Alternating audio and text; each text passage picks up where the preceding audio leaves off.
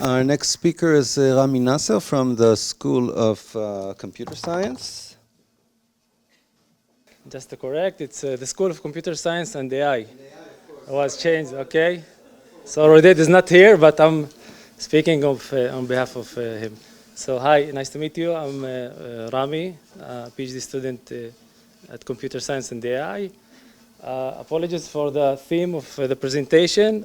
I didn't mean to be disrespectful, but this is what you ask when you ask your daughter to design a template in Canva.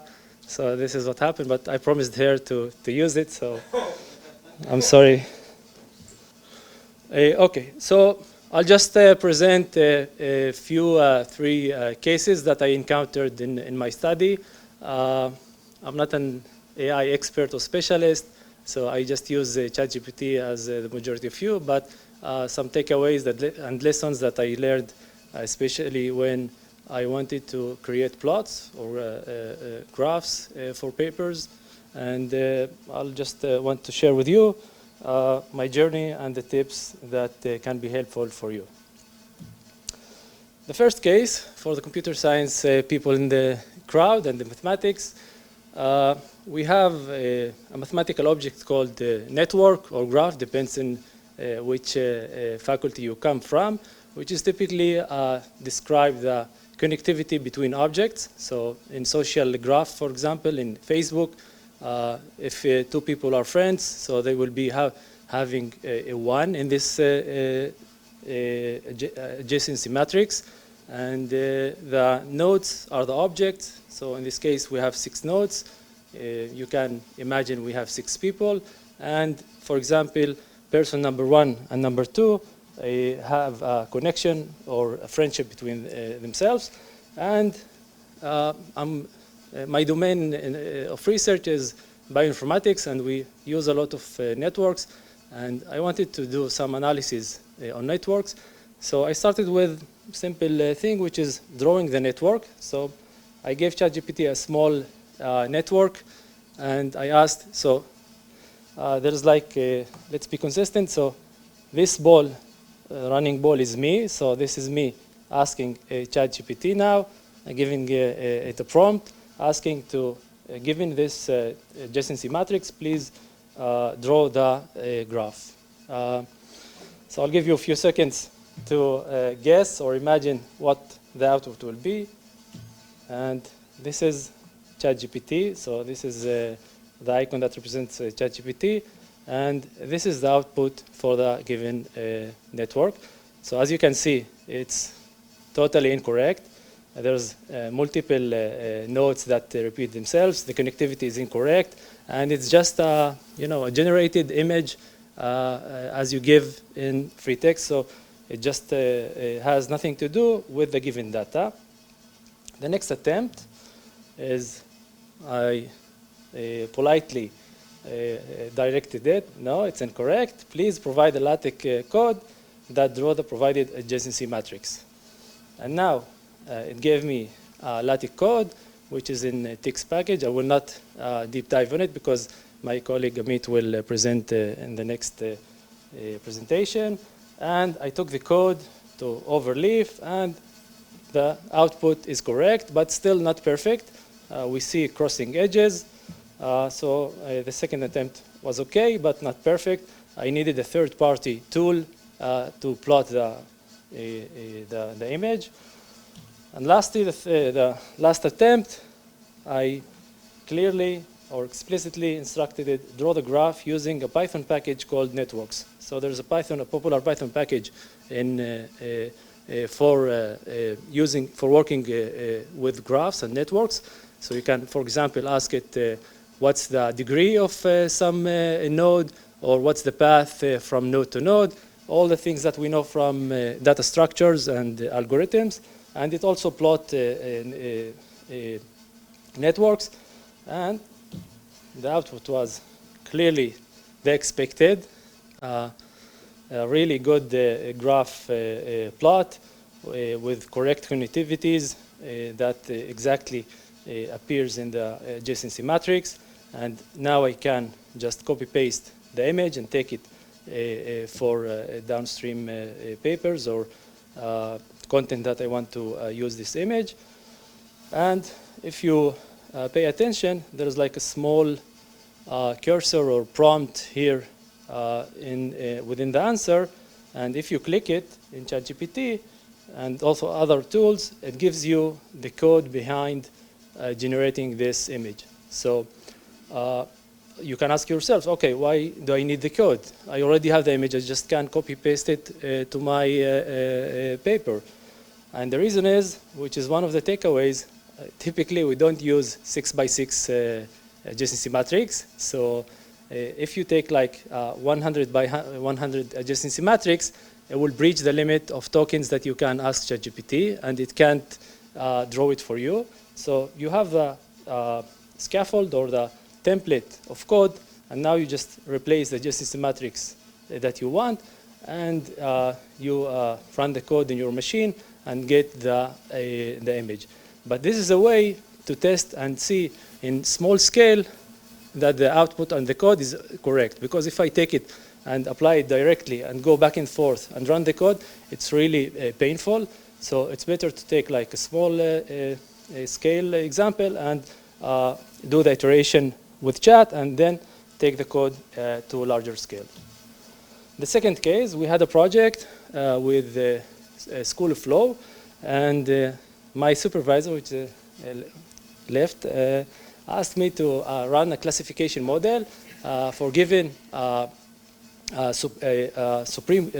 US Supreme Court cases and predict which judge signed or wrote that case.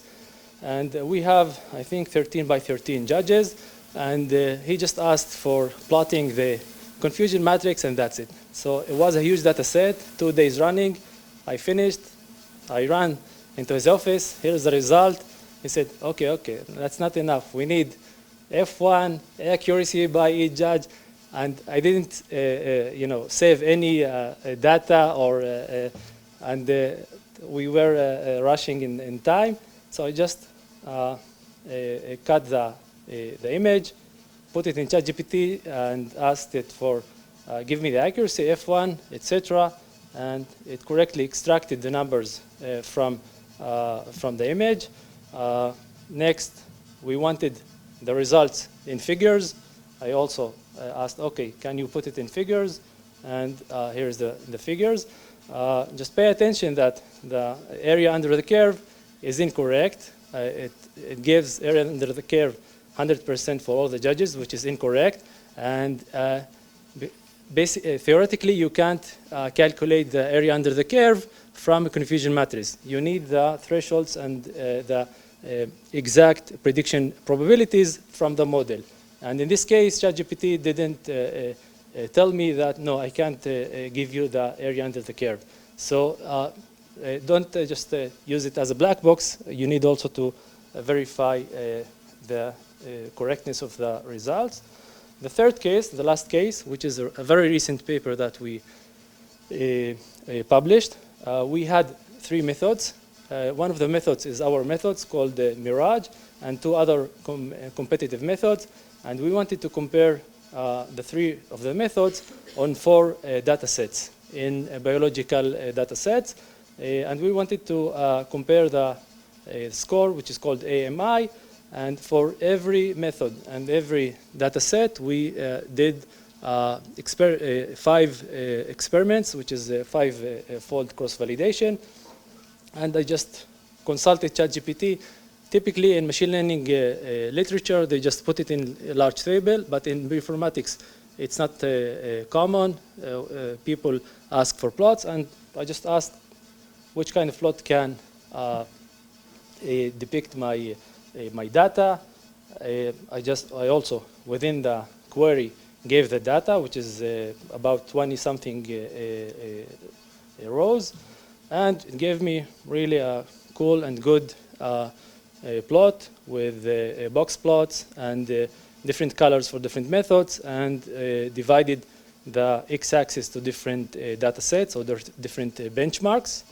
We submitted the paper. It's a true story. I'm not making it.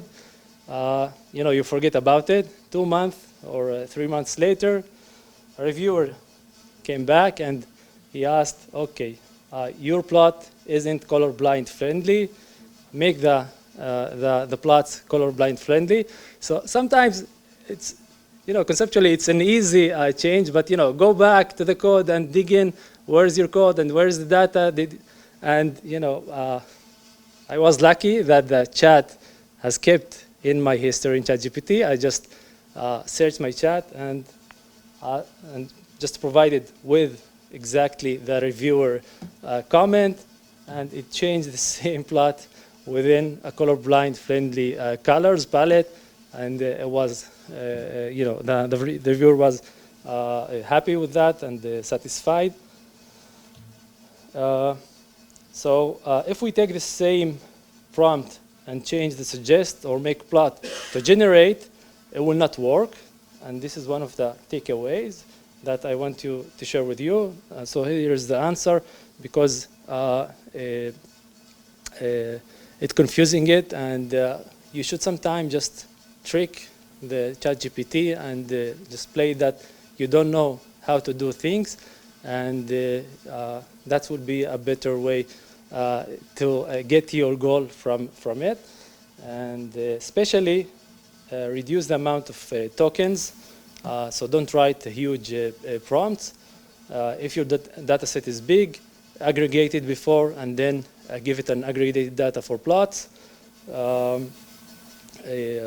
Also assist it with which package to use. If you use Python, so you can tell it use plotly package to create this plot, or matplotlib, or networks, for example, as we see in networks.